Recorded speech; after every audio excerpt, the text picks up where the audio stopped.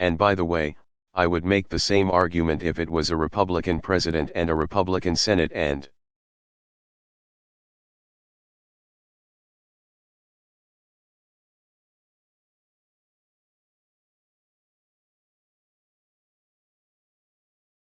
you had a handful of Democrats who were suggesting that we are going to hijack the process and make sure that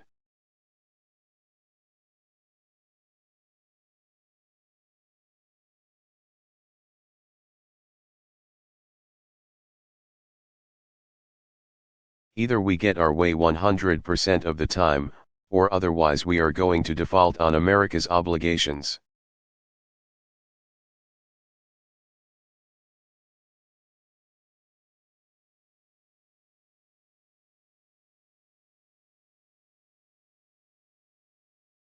Question, inaudible line in the sand negotiating, how is that inaudible to the economy?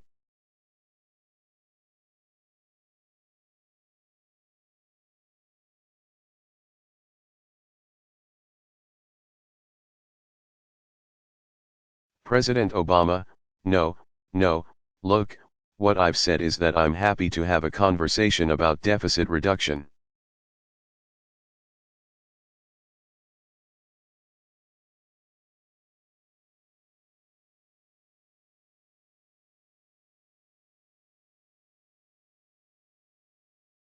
Question, so you technically are willing to negotiate?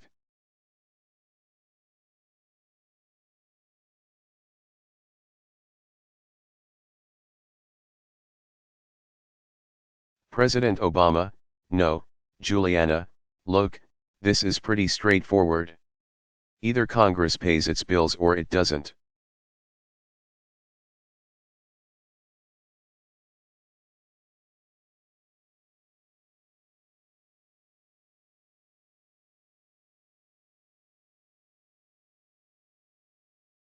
Now, if and they want to keep this responsibility.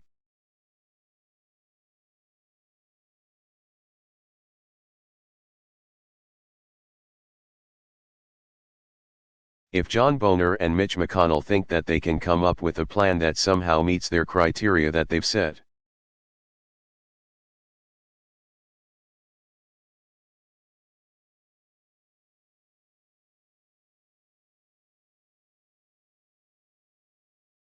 For why they will when they will raise the debt ceiling, they're free to go ahead and try.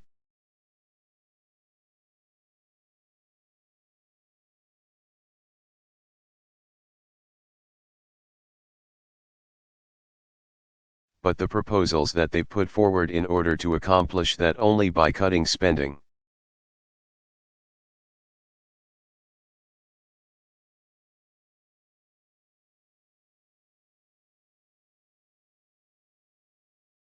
Means cuts to things like Medicare and education that the American people profoundly reject.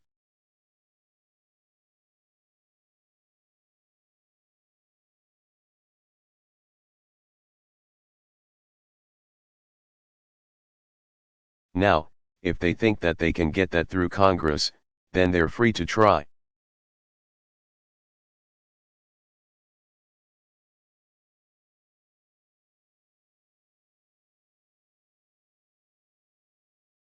But I think that a better way of doing this is go ahead and say, we're going to pay our bills.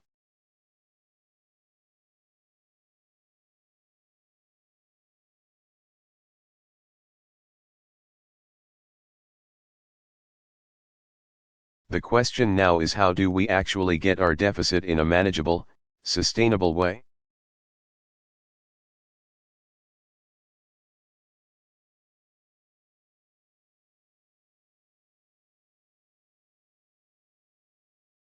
And that's a conversation I'm happy to have.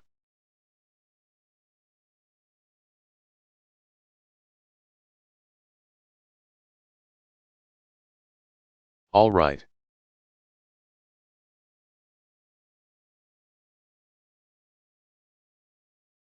Matt Spatalnik.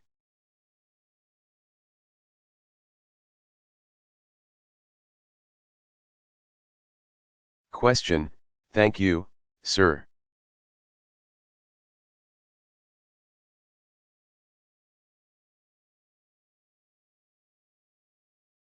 You've spoken extensively about the debt ceiling debate, but some Republicans have further said that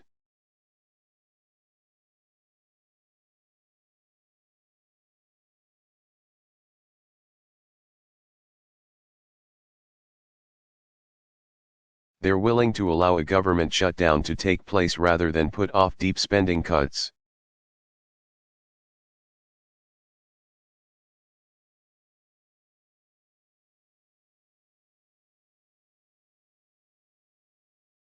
Are you prepared to allow the government to grind to a halt?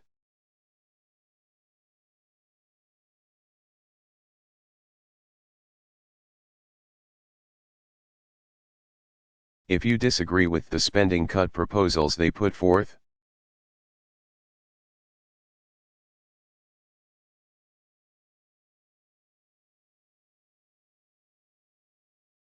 and who do you think the American people would blame if that came to pass?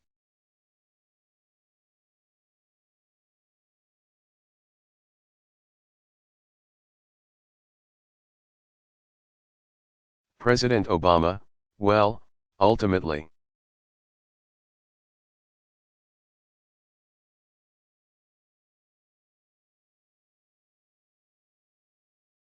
Congress makes the decisions about whether or not we spend money and whether or not we keep this government open.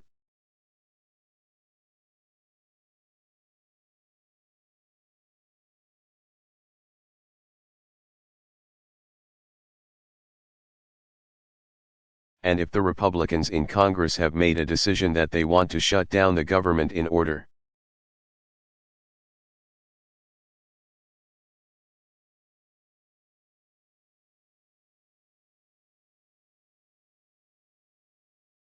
to get their way, then they have the votes, at least in the House of Representatives, probably, to do that.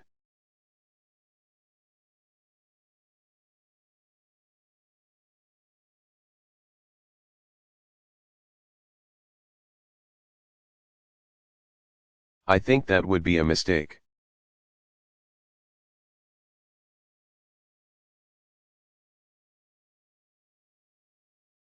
I think it would be profoundly damaging to our economy.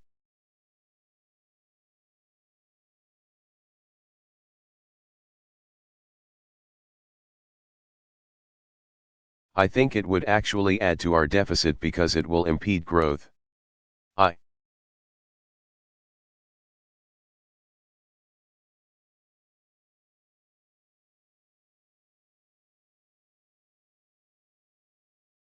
think it's short-sighted. But they're elected representatives.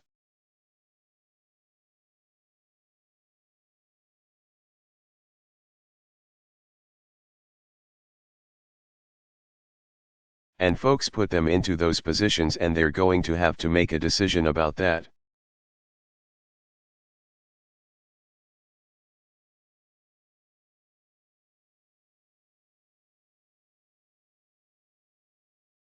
And I suspect that the American people would blame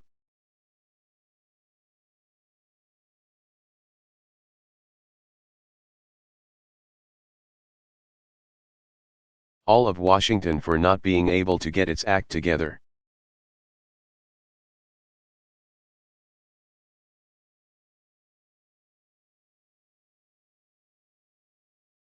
But the larger issue here has to do with what is it that we're trying to accomplish.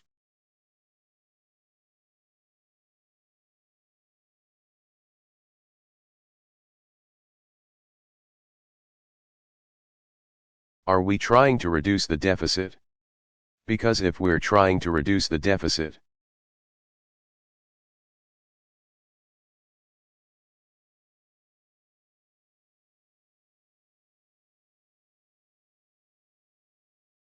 then we can shape a bipartisan plan to reduce the deficit.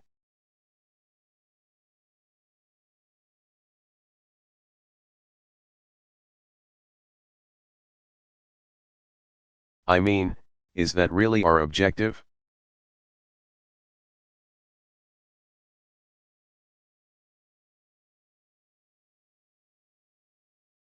Our concern is that we're spending more than we take in, and if that's the case,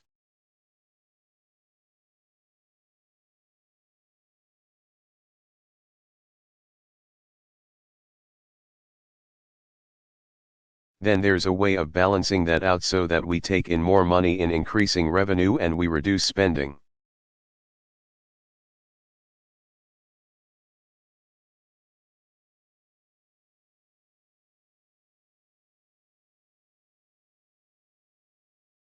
And there's a recipe for getting that done.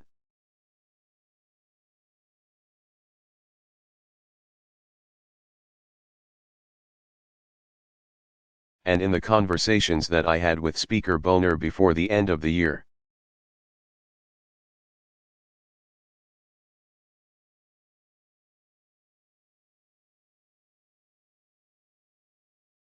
we came pretty close, a few $100 billion separating us when stretched over a 10-year period. That's not a lot.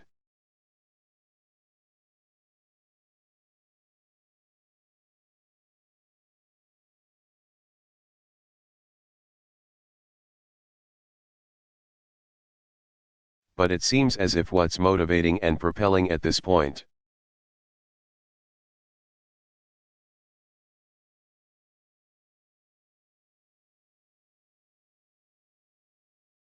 some of the House Republicans is more than simply deficit reduction.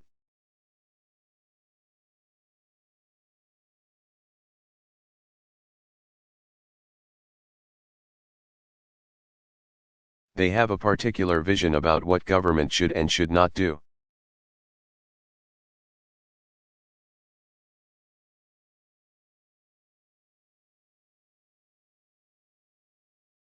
So they are suspicious about government's commitments, for example.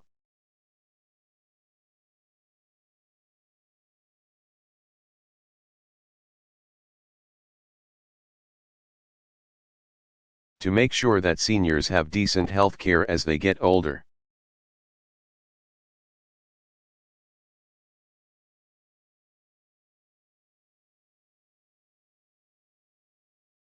They have suspicions about Social Security.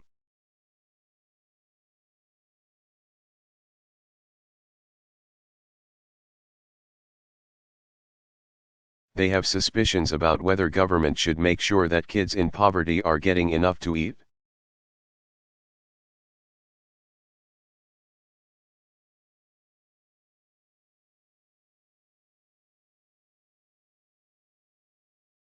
Or whether we should be spending money on medical research.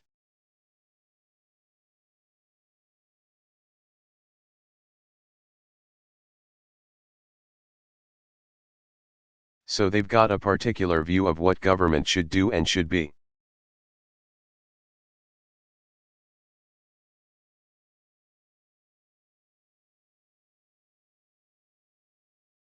And that view was rejected by the American people when it was debated during the presidential campaign.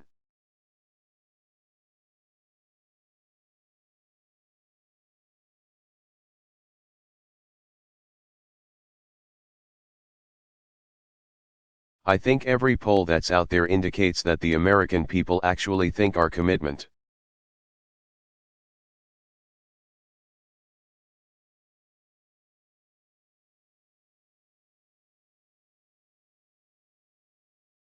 to Medicare or to education is really important, and that's something that we should look at.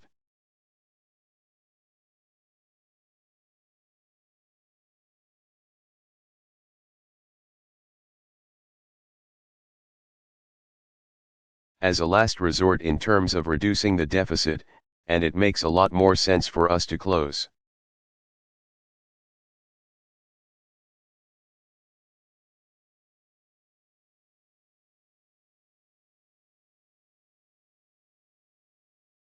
For example, corporate loopholes before we go to putting a bigger burden on students or seniors.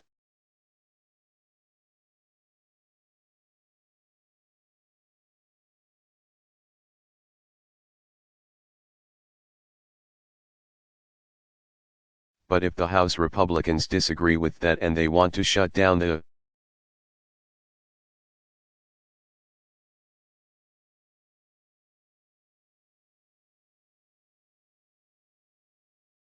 government to see if they can get their way on it, that's their prerogative.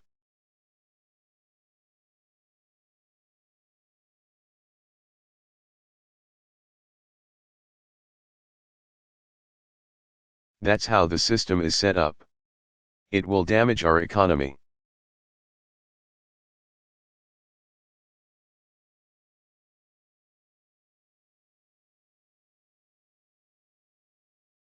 The government is a big part of this economy, and it's interesting that a lot of times you have people who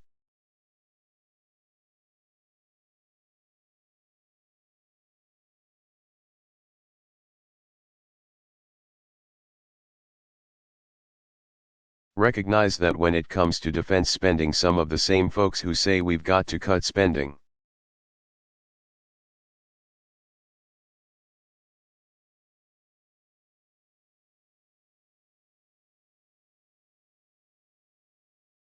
Or complain that government jobs don't do anything, when it comes to that defense contractor in their district.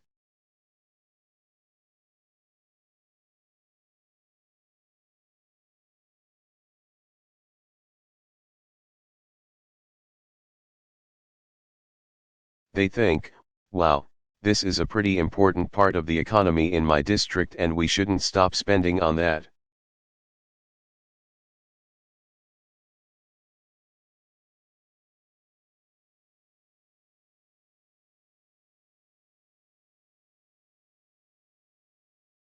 Let's just make sure we're not spending on those other folks.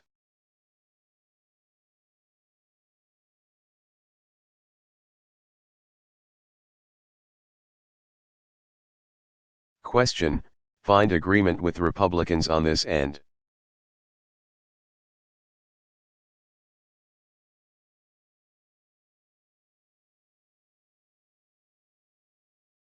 President Obama, look, my hope is that common sense prevails.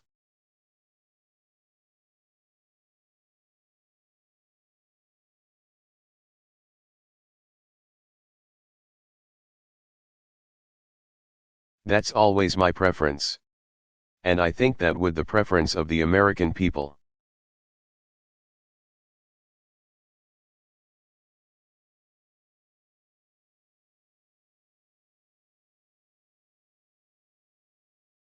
And that's what would be good for the economy.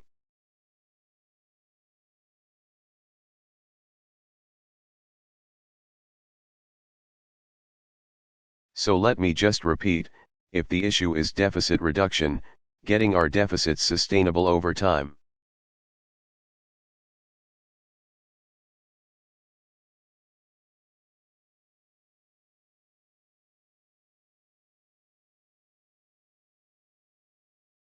Getting our debt in a sustainable place, then Democrats and Republicans in Congress will have a partner with me.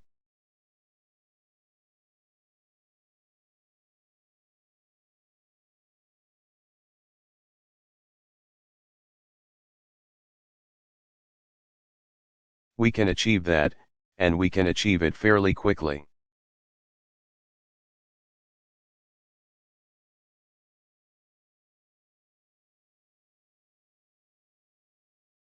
I mean, we know what the numbers are.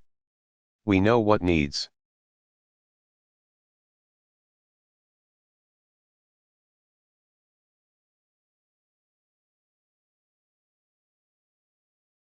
to be done. We know what a balanced approach would take.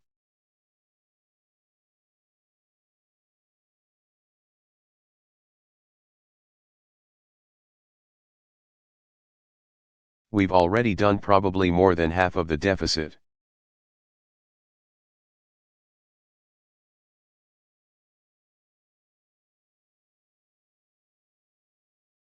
Reduction: we need to stabilize the debt and the deficit.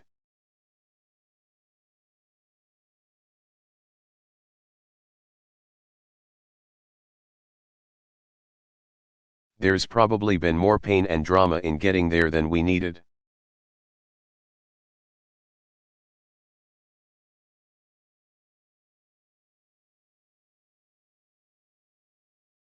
And so finishing the job shouldn't be that difficult if everybody comes to the conversation with an open mind.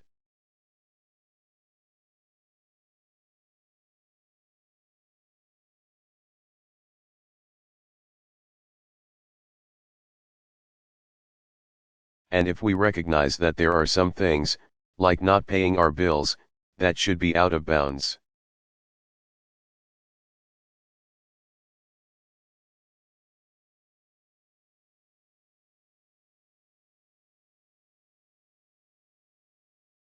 All right.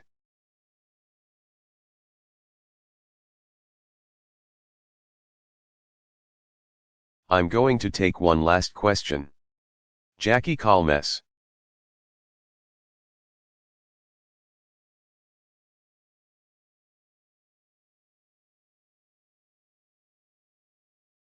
Question, thank you, Mr.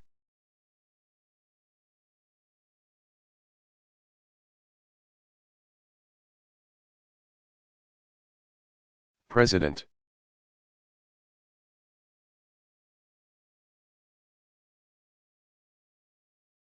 President Obama, yes.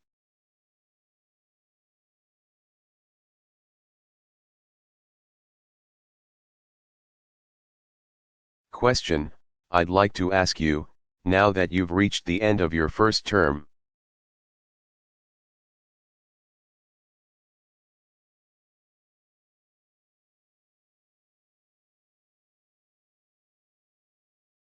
Starting your second, about a couple of criticisms, one that's long-standing, another more recent.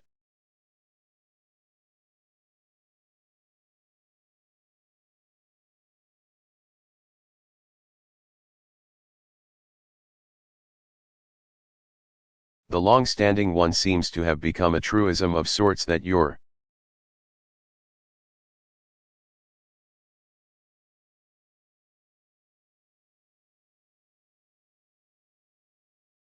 and your staff are too insular, that you don't socialize enough.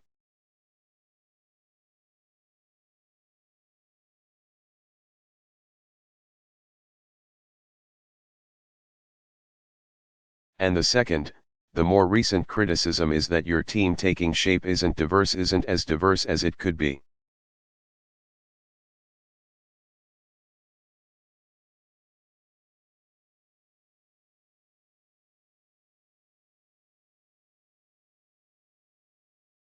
Or even was, in terms of getting additional voices, gender, race, ethnic diversity.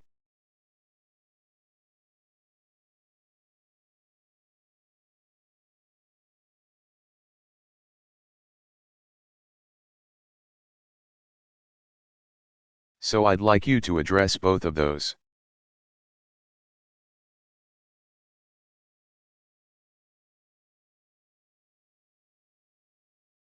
President Obama, sure.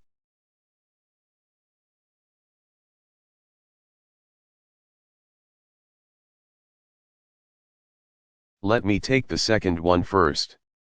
I'm very proud that in the first 4 years we had as diverse.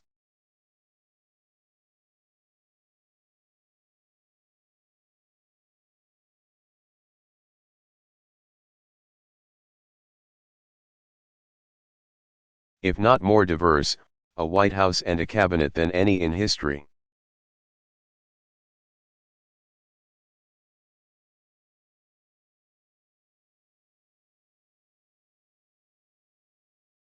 And I intend to continue that, because it turns out that when you look for the very best people,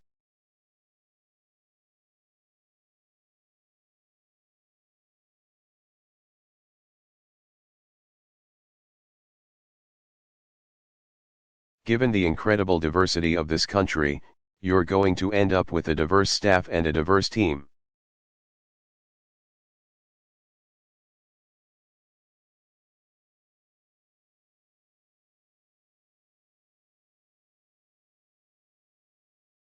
And that very diversity helps to create more effective policy making and better decision making for me.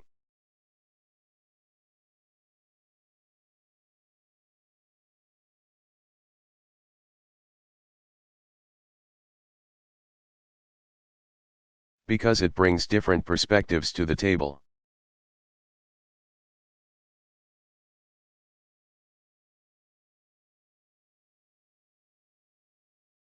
So if you think about my first 4 years,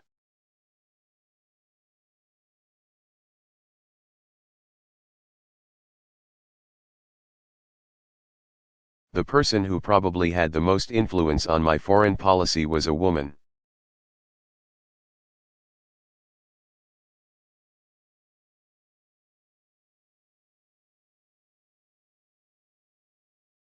The people who were in charge of moving forward my most important domestic initiative, healthcare, were women.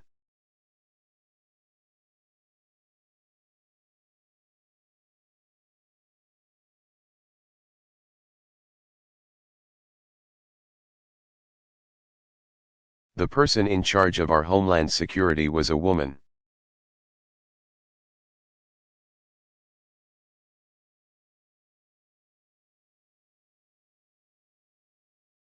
My 2 appointments to the Supreme Court were women, and 50% of my White House staff were women.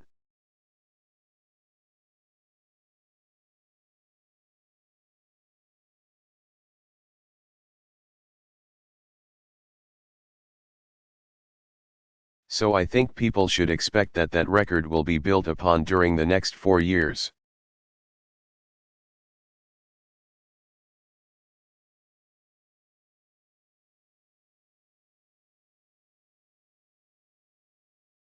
Now, what? I've made 4 appointments so far.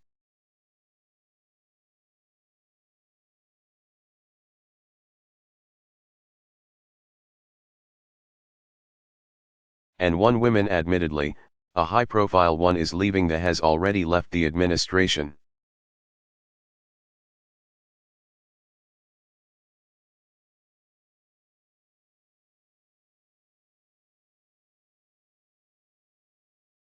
And I have made a replacement.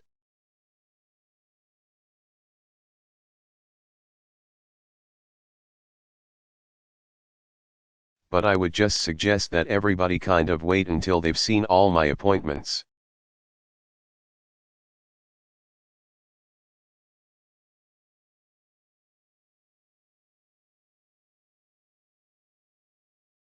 Who's in the White House staff and who's in my cabinet before they rush to judgment?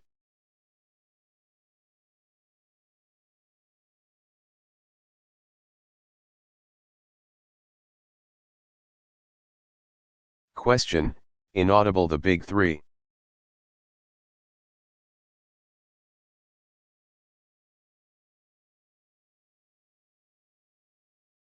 President Obama, yes, but I guess what I'm saying, Jackie, is that I think until you've seen what my overall team looks like.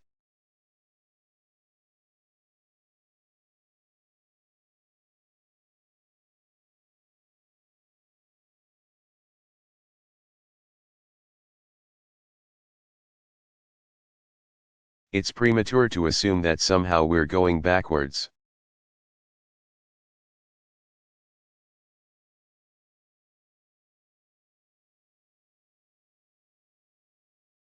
We're not going backwards, we're going forward.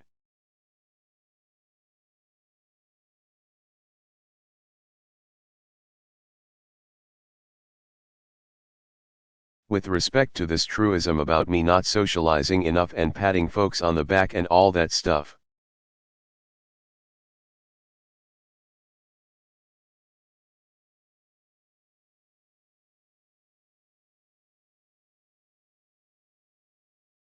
Most people who know me know I'm a pretty friendly guy.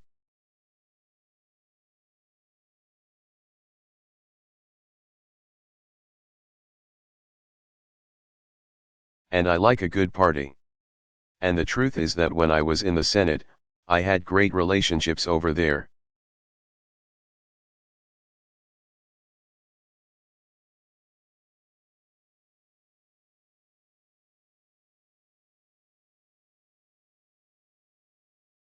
And up until the point that I became president, this was not an accusation that you heard very frequently.